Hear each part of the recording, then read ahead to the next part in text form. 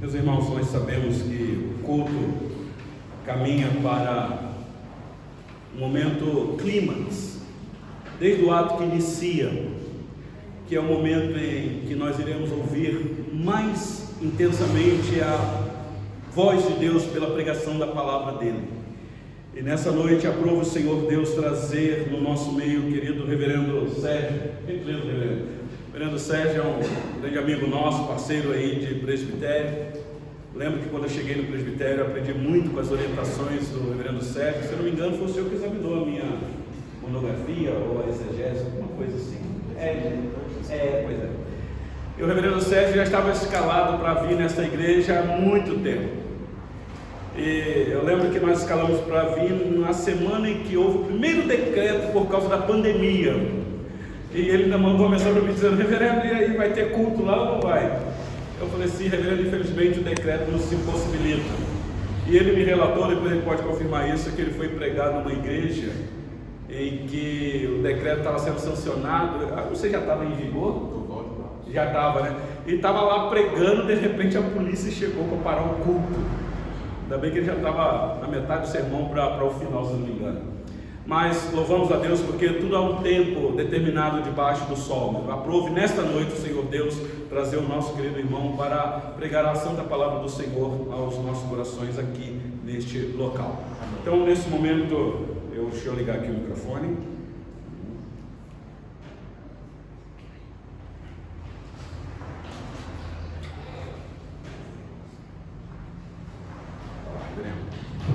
Que o Senhor Deus lhe abençoe, reverendo Sérgio, seja bem-vindo. Depois o senhor pode fazer essa apresentação. Deus abençoe. Boa noite, irmãos. Boa noite. Paz do Senhor a todos, amém? Deus abençoe a sua vida, em nome de Jesus. De fato, o convite que eu estou atendendo hoje aqui era para o primeiro dia de decreto da pandemia. E aí não pude vir, só pude vir hoje, né? Mas é uma bênção poder estar aqui. Não é a primeira vez que eu estou aqui, apesar de estar vendo muitas pessoas aqui pela primeira vez. Mas eu já preguei aqui na igreja em outras oportunidades. E graças a Deus estou tendo a oportunidade de voltar. Estou voltando aqui porque eu cobrei do pastor que ele não me convidava mais. Aí ele falou: então vai lá que aí resolve de uma vez, aí você não precisa voltar mais. Pastor Elton, pessoa simpática que nós conhecemos aí nas reuniões, sino do presbitério, até reunião de candidato ultimamente, né? A gente tem encontrado aí. Mas é uma bênção poder estar aqui nessa noite, atendendo esse convite, junto com os irmãos.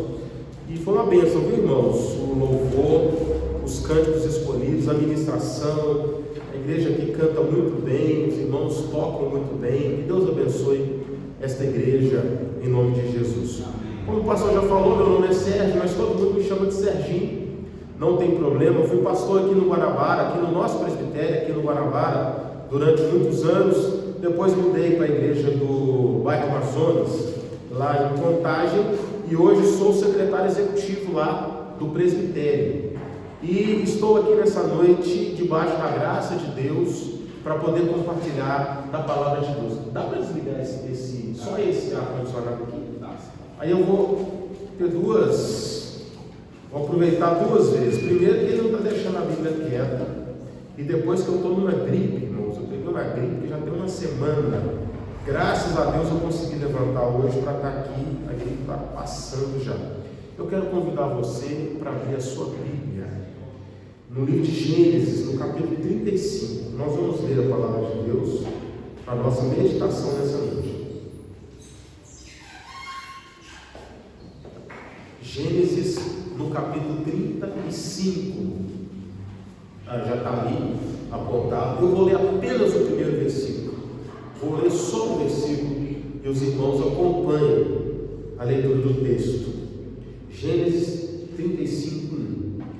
Disse Deus a Jacó: levanta-te, sobe a Betel e habita ali. Faze ali um altar ao Deus que te apareceu quando fugias da presença de Esaú, teu irmão. Vamos ler toda a igreja esse versículo, apenas esse versículo, toda a igreja. a uma só voz, voz audível, disse Deus a Jacó: levanta-te, sobe a Betel, habita ali, faze ali um altar ao Deus que te apareceu quando fugias da presença de Esaú, teu irmão. Vamos orar mais uma vez. Santo Deus, nós estamos diante da tua palavra. A palavra do Senhor é poderosa, a palavra do Senhor é poder, a palavra do Senhor penetra no mais profundo do nosso ser e promove transformação. E é isso que nós pedimos nessa noite, Pai, transformação na nossa vida, que nós possamos ser transformados, ó Deus, com crescimento, com edificação, com aprendizado, ó Deus, com a aproximação do Senhor, da tua vontade e do teu querer. Ó Deus, não permita que esse tempo que aqui estamos seja um tempo que passaremos aqui à toa, mas que nesse tempo seja um tempo, ó Pai, em que o nosso coração será cheio da tua palavra, em que um tempo extremamente aproveitável no nosso relacionamento com o Senhor. Ó Deus, que nós possamos nessa noite, ao ouvir a tua palavra, ter ainda, ó Deus, a alegria de sair daqui, ó Deus, para testemunhar da tua palavra e compartilhar da tua palavra com outras pessoas. Ó Deus, se há alguém aqui nessa noite que ainda não conhece o Senhor Jesus como Salvador, verdadeiramente, genuinamente, que nessa noite o teu Santo Espírito possa tocar nos corações, possa quebrar, ó Deus, corações de pedra e transformar num coração de carne, um coração movido pela tua vontade. Fique conosco, Pai, abençoe essa igreja, abençoe o pastor dessa igreja, abençoe o conselho dessa igreja, abençoe minha vida, me use como instrumento nas tuas mãos. É o que eu te peço, Pai, em nome de Jesus. Amém, Senhor. Amém, irmãos. Irmãos, esse texto é um texto que se aplica muito com o tempo que nós estamos vivendo, se aplica muito ao momento que nós estamos vivendo. Apenas esse versículo tem muito a ver com a nossa realidade. Nós estamos, irmãos, querendo ou não, vivendo um tempo que muitas situações têm trazido uma certa insegurança e incerteza para a nossa vida. Estamos aí praticamente finalizando um período que foi chamado de pandemia, em que todos nós ficamos um tanto quanto preocupados de como seria a sequência da nossa vida. Muitas pessoas preocupadas com o emprego, como é que vai ser, eu vou ter emprego, pessoas preocupadas de como que ia conseguir o alimento, alimentar em casa, cuidar dos filhos, mandar para a escola não tem aula, como que eu vou fazer? Houve uma preocupação, as igrejas fecharam, igrejas pararam por um período até de ter as reuniões normais, e isso trouxe uma insegurança, trouxe uma incerteza, trouxe uma preocupação para muitas pessoas. E agora nós chegamos num período que estamos aí quase passando o período eleitoral, e sempre que acontece isso também traz uma certa insegurança. Nós não precisamos entrar aqui nos detalhes dessa questão, mas é um período que há uma modificação, às vezes, de administração, e isso gera uma certa incerteza no país. E nós, povo de Deus, nós não estamos isentos dessas coisas, nós não estamos separados dessas coisas. O próprio Senhor Jesus disse que nós passaríamos por aflições, mas que nós deveríamos ter bom ânimo, porque Ele estaria conosco todos os dias da nossa vida. E nós podemos olhar para a palavra de Deus e colocar a nossa fé no Deus que ditou e que deixou essa palavra para que nós pudéssemos lê-la e para que nós pudéssemos aprender dela, para podermos caminhar com esperança, com alegria, com paz, com satisfação, andando por cima de toda essa onda ou de toda essa nuvem de dificuldade que muitas vezes se apresentam diante de nós. E hoje nós temos mais uma vez a oportunidade de aprender da palavra. E na palavra nós aprendemos das mais diversas formas. Nós aprendemos através dos ensinos que a Bíblia apresenta para nós, os ensinos diretos. Nós aprendemos através dos mandamentos que são apresentados para nós. Nós aprendemos através das ordenanças, as ordenanças bíblicas, as ordens bíblicas que a palavra passa para nós. Nós aprendemos através das narrações, das histórias narradas, das histórias contadas na Bíblia, dos exemplos apresentados. Nós aprendemos através dos personagens bíblicos. Nós aprendemos através dos nomes que se destacam na Bíblia. Moisés, Daniel, Davi, e aí por aí vai. Nós aprendemos das mais diversas formas. E nós também aprendemos através de princípios da palavra de Deus, que devem ser absorvidos e vividos por nós. E eu quero falar nessa noite sobre princípios para a nossa vida nesse tempo de incerteza. Marque isso no seu coração. Eu vou pedir perdão, irmãos, eu estou terminando a gripe. Eu acho que até o final do culto ela já acabou, mas ela ainda está aqui ainda. Eu vou pedir perdão aos irmãos, tenham paciência, que o Espírito Santo de Deus fale ao seu coração, apesar da minha gripe, em nome de Jesus. Princípios para serem aplicados na nossa vida em tempos de incerteza. Irmãos, por que incerteza? Eu olho para esse texto, irmãos, e eu vejo que o texto está falando que Deus estava falando com Jacó. Jacó é um personagem bíblico muito conhecido, muito famoso, que era filho de Isaac. Jacó era filho de Rebeca. Jacó tinha um irmão chamado Esaú. E a Bíblia conta para nós, a Bíblia narra para nós que ele recebeu esse nome de Jacó, porque quando ele nasceu agarrado ou apegado ao calcanhar do irmão gêmeo. E quando ele nasceu ali, as parteiras que viram aquele quadro, aquele fato, falaram com as pessoas que estavam ali próximo. Ele nasceu agarrado no calcanhar do irmão. E aí colocaram o nome dele de Jacó. Jacó significa enganador. Ou talvez, se você procurar um outro contexto, um outro significado, pode ser também usurpador. As pessoas deram esse nome para aquele menino que estava nascendo agarrado no pé do irmão.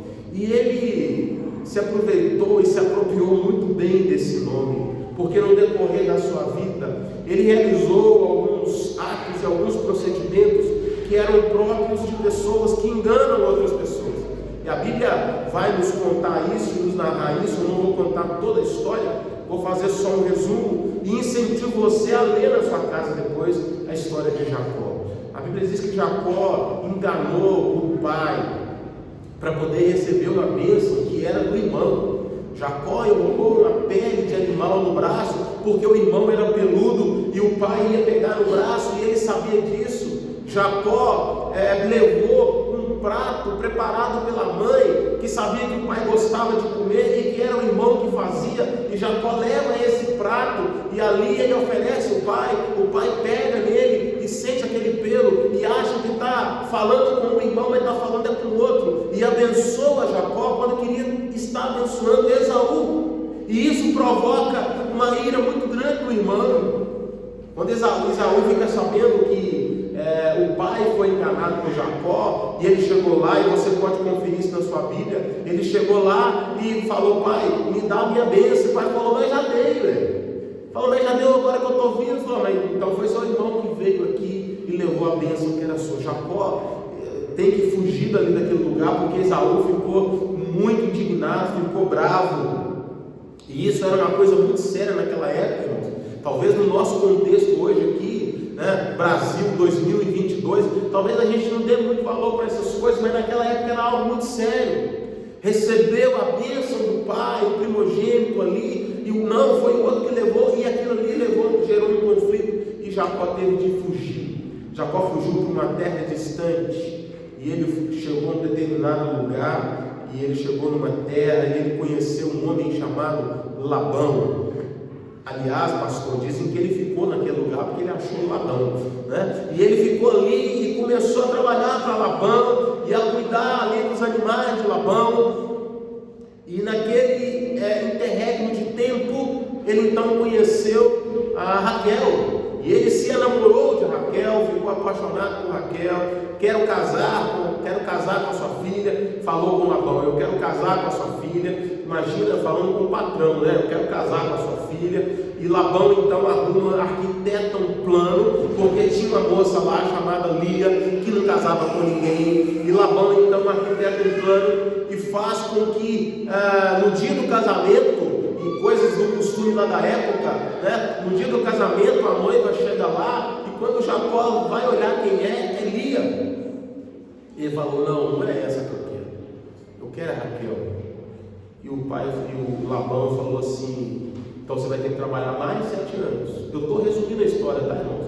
Mas ao todo ele trabalhou uns 14 anos para poder casar com Raquel. Aliás, isso aqui, viu, reverendo? Estou falando com o reverendo aqui que ele tem cara de teólogo, né? Que Jacó era analfabeto, que ele amava Raquel e não lia, né? E aí o que acontece? Vamos lá. Ele casou com Raquel depois de um tempo, e a Bíblia diz que ele se desenvolveu, que ele prosperou, ele cuidou dos animais, ele já tinha os animais dele, estava casado lá com a Raquel do jeito que ele queria, também estava casado com Lia, e um dia ele resolve voltar para casa. Ele fala: eu vou voltar para a terra do meu pai. E ele volta para a terra do pai, e a Bíblia diz que ele se encontra com Esaú, eles se abraçam, Esaú perdoa Jacó, eles choram, 2 homens ali chorando, e eles então se perdoam, e nós chegamos exatamente no momento do capítulo 35 que nós lemos aqui. Agora, já passou tudo isso na vida de Jacó, Jacó voltou para casa, mas agora ele precisa de saber o que ele vai fazer da vida dele. É um momento de incerteza. Lembra da incerteza que eu falei? É um momento de incerteza. Ele precisa de tomar uma posição. O que eu vou fazer? Onde que eu vou construir minha casa? Onde que eu vou estar com a minha família? Para onde que eu vou com o meu povo, os meus animais, os meus bens, os meus filhos? Para onde que eu vou? Esse é o momento em que Jacó precisava de uma definição na vida, porque olhar para o futuro para ele naquele tempo estava um pouco preocupante. Ele precisava de saber o que fazer. E aqui nós começamos a pegar e a aprender princípios da palavra de Deus que devem ser aplicados na nossa vida em tempos de incerteza. E essa palavra que eu quero compartilhar aqui para os irmãos, seja em que tempo for, esses princípios que nós vamos ver aqui nessa noite devem ser adotados por nós, para nós seguirmos na nossa vida, em qualquer circunstância que for.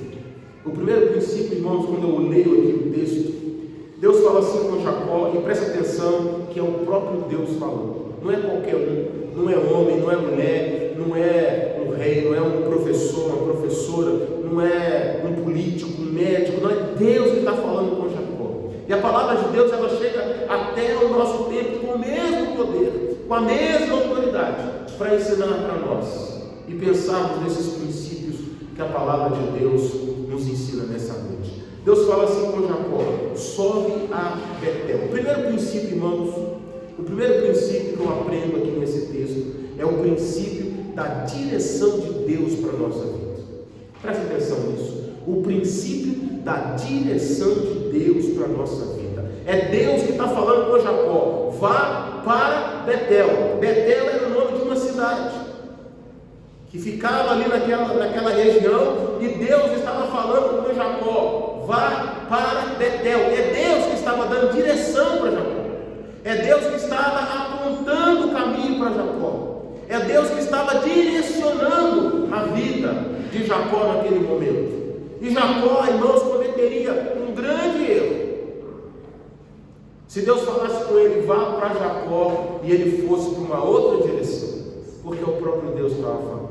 Irmãos, erram todos aqueles, eu espero que aqui tenhamos servos de Deus prudentes, inteligentes, a ponto de saber: eu tenho de andar na direção que Deus aponta.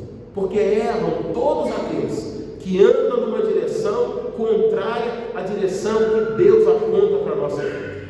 Esse é o princípio, irmãos. O princípio da direção de Deus. Para onde que Deus tem apontado? Para onde que Deus tem direcionado? Para onde Deus tem encaminhado a minha vida? Então é para lá que eu vou, porque eu quero viver a vontade de Deus. Eu quero aplicar esse princípio na minha vida, de seguir na direção que Deus aponta para a minha vida. E como que eu sei qual é a direção que Deus aponta? Irmãos, mantendo comunhão com Deus, conhecimento da palavra, vida de oração, de comunhão com o Senhor, de envolvimento com as coisas de Deus, com a palavra, com a igreja, com os ministérios. A escola dominical, que é a maior ferramenta de discipulado que já existiu na história da igreja cristã, de estar aqui assentado, aprendendo, buscando estudo bíblico e orando, buscando com o Senhor, me relacionando com Deus, e assim eu vou entendendo, compreendendo e aprendendo qual é a direção de Deus para a minha vida. O primeiro princípio que eu aprendo lendo esse texto aqui de Jacó, irmãos, é que Deus estava apontando para ele: vá para Betel. É nessa direção, Jacó. É nessa direção que eu quero que você ande. Irmãos, aqueles que mantêm comunhão com o Senhor, recebem do Senhor o direcionamento para a nossa vida. Para onde que eu vou, como que eu tenho que me comportar, o que eu tenho que fazer, por onde que eu tenho que andar. Esse é o princípio, irmãos, que deve ser aplicado por nós. Andar na direção que Deus aponta. A Bíblia vai mostrar para nós a história de um homem chamado Jonas, que Deus apontou uma direção para ele, e ele levantou e foi para outra. Lembra de Jonas? Praticamente todo mundo conhece a história de Jonas e do grande peixe. Deus falou com ele: vá para aquela direção, vá para aquela cidade, e lá você vai pregar. A Bíblia diz que Jonas se levantou e foi para uma direção totalmente diferente, e a sequência da história todo mundo sabe.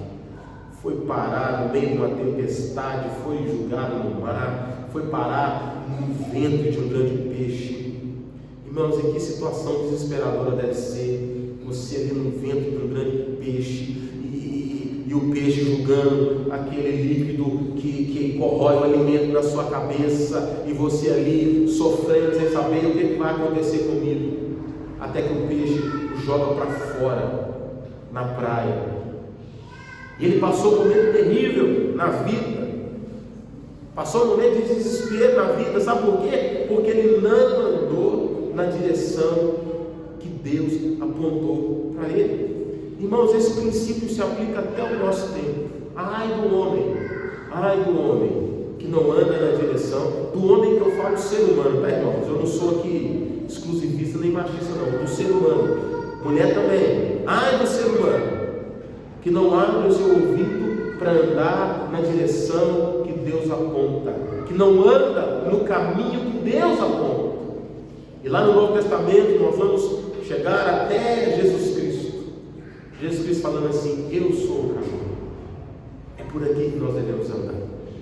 O caminho que nós devemos trilhar, o caminho que nós devemos colocar os nossos pés para viver é Jesus. É a direção que Deus aponta para a nossa vida. Não há caminho melhor. Podem apresentar para você um caminho melhor. Eu fiquei sabendo aqui pelo pastor agora, tem uma festa aqui, tem uma festa por aqui, né, pastor?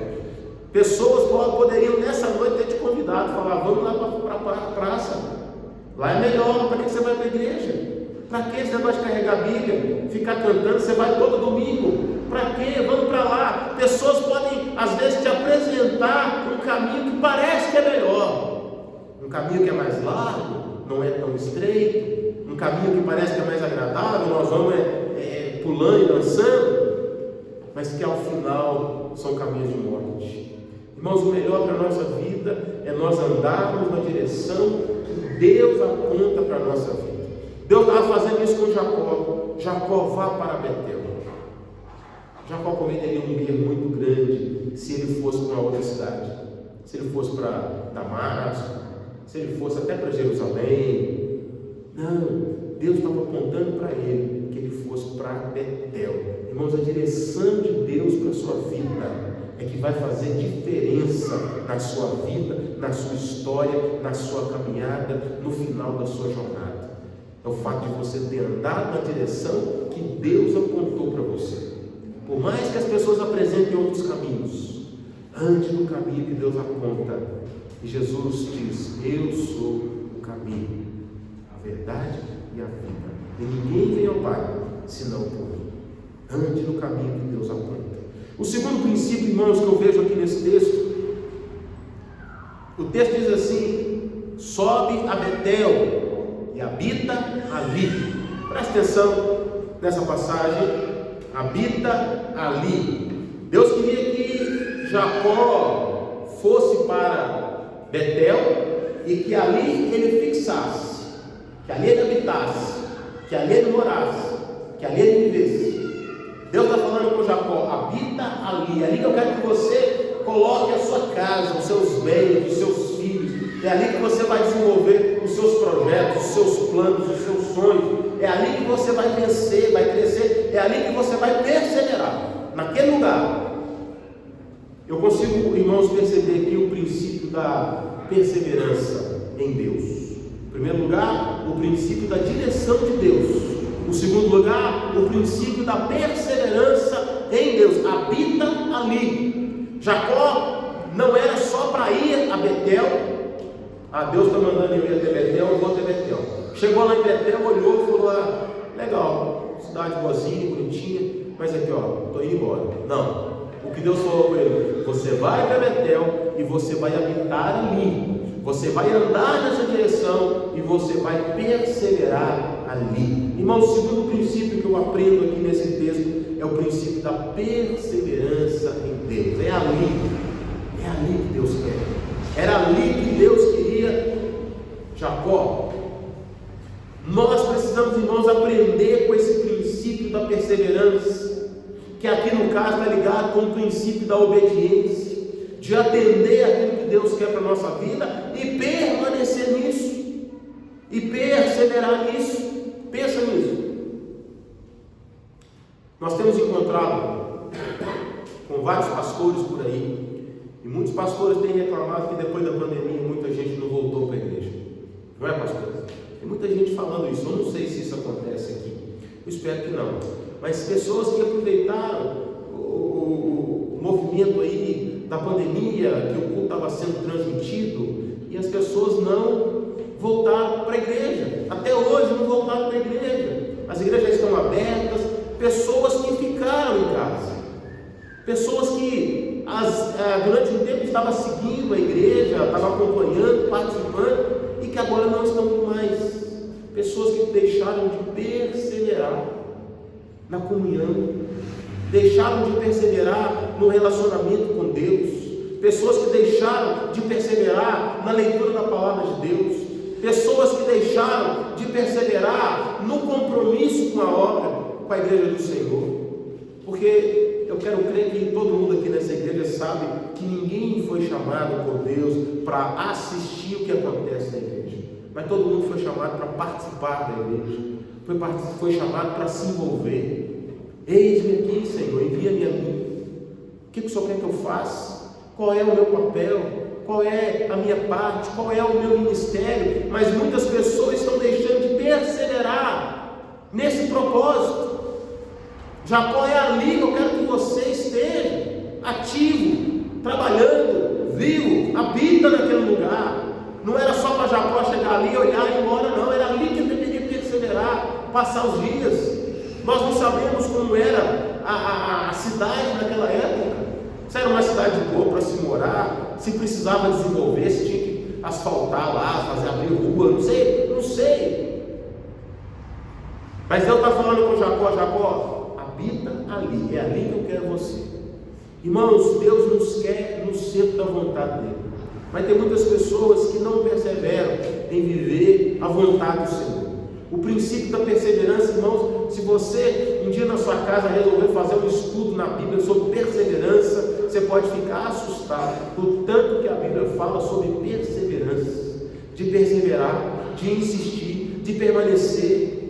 Nota, complicado de ir, de me envolver, mas eu vou, porque eu quero perseverar na vontade de Deus, eu quero cumprir o propósito de Deus, eu quero participar da obra de Deus. O Senhor estabeleceu a igreja, inaugurou a igreja, Jesus plantou a igreja inaugurou-se lá no Pentecoste, e nós fazemos parte dessa igreja. Isso não foi à toa, não foi por um acaso. Deus tinha um propósito, e nós devemos nos envolver com essa obra, irmãos, com perseverança, com alegria, com fé, com disposição. Procure na Bíblia o tanto de ensino que se tem sobre perseverança, E você vai ver como que Deus quer cada um de nós. Como que Deus quer que nós trilhemos a nossa jornada. Com perseverança. Pastor, está difícil. Seja perseverante, irmão. Pastor, está complicado. Seja perseverante. Pastor, não estou aguentando mais. Seja perseverante. Insista, persista, prossiga. Mas não saia desse caminho. Não saia desse propósito. Não se afaste desse propósito para o qual Deus te chamou, para o qual Deus te convocou. E Deus estava falando com Jacó, é ali que você vai habitar. Você não vai para outro lugar. Você não vai para lugar distante. É ali que eu quero você. É ali que você vai trabalhar. É ali que você vai servir. É ali que você vai dar fruto. É ali que você vai germinar. É ali que você vai ser uma árvore boa, que vai dar muitos frutos, e muitas pessoas vão olhar para você e falar: essa pessoa é diferente. E você é diferente porque você anda com Deus, você serve a Deus, você se envolve com Deus. O princípio da perseverança, irmãos, é um princípio que nós devemos adotar na nossa vida todos os dias. Todos os dias. Irmãos, não é só você, não é só membro de igreja, não. Tem domingo de manhã que às vezes está caindo um chuvão, ou às vezes está fazendo o maior frio, que a gente acorda de manhã, o pastor acorda de manhã e fala assim: ai meu Deus, eu tenho de ir, né, pastor? Tem de ir. Mas nós temos que ir, nós temos que perseverar, de aprender de Deus, de buscar de Deus. Uma pessoa certa vez contou uma história a respeito de uma mulher que chegou no pastor e falou: pastor, meu marido está questionando por que eu tenho que ir na igreja todo domingo, de manhã e de noite. Por que eu tenho que ir lá na quarta-feira, na sexta-feira? Eu não sei se aqui é terça ou quinta. Eu tenho que ir no estudo bíblico, no reunião de oração. Por que eu tenho que ir? E o pastor falou: vou lá conversar com o seu marido. Aí chegou lá para conversar com o moço falou: pastor, mas eu estava perguntando para ela aqui, ela está na igreja aí tem mais de 20 anos. Eu estava perguntando para ela se ela lembra de um sermão que o senhor pregou há uns 15 anos atrás. Ela falou que não lembra, não. Eu marquei a data para ela assim no calendário e falei: esse dia aqui, ó, você foi na igreja, o que o pastor pregou? E a irmã falou: não lembro. Para que vai na igreja então, pastor? Esse monte de vezes você não lembra de nada? Para que vai ficar indo lá direto, insistindo, perseverando? Você não está nem lembrando o que o senhor pregou? E aí o pastor falou para aquele moço assim: meu senhor, quantos anos o senhor tem? E o moço falou: tem 50 e poucos. Igual a minha idade, também tem 50 e poucos. Eu sei que não parece que tem mais, mas é 50 e poucos. E o moço falou assim: eu tenho 50 e poucos. Ele fala assim: me fala aqui, domingo, dia tal, há 30 anos atrás, o que o senhor almoçou? Eu não sei o que eu almocei. Mas o senhor almoçou, não almoçou? Almocei, devo ter almoçado. Então vou melhorar. 15 anos atrás, o que o senhor almoçou no domingo? Não sei o que eu almocei. Há 10 anos atrás, não sei. Mas o senhor está vivo aqui, porque o senhor almoçou, jantou, tomou café. E mesmo que o senhor não lembre o que o senhor comeu, isso fez toda a diferença na sua vida para o senhor chegar até aqui hoje. Ir na igreja, ouvir a palavra de Deus, tem uma ideia parecida. Eu posso não lembrar o que eu ouvi há 30 anos atrás, mas aquilo alimentou meu coração, aquilo me fortaleceu espiritualmente, aquilo me colocou de pé. E é por isso que eu estou com Deus envolvido até hoje, é por isso que eu vou na igreja, porque cada palavra que eu ouço me alimenta. Por isso eu não abro mão de estar na igreja, porque essa palavra alimenta o meu coração. Irmão, nós precisamos perseverar todos os dias diante dessa palavra, para que essa palavra venha nos fortalecer, nos alimentar espiritualmente. E assim nós vamos seguindo. Eu me lembro uma vez a minha irmã caçula, precisou de sair para tirar sangue, e todo mundo sabe que em determinados exames para tirar sangue a pessoa tem que fazer jejum, né? E a minha irmã, ela foi, tirou sangue, e antes que ela chegasse num lugar que a minha mãe pudesse comprar ali um lanche para ela, porque quando a gente era pequeno era tudo longe, né? Eu morava aqui no Lindéia, aqui, chegando perto da região do Barreiro aqui, mas os exames eram todos lá no centro do Belo Horizonte, às vezes lá do outro lado de Belo Horizonte, no Hospital da Baleia. quando a gente era criança, e era muito tempo sem se alimentar, e a minha irmã desmaiou de fome. Minha irmã desmaiou de fome. Isso acontece com as pessoas que não se alimentam. No contexto espiritual, é a mesma coisa.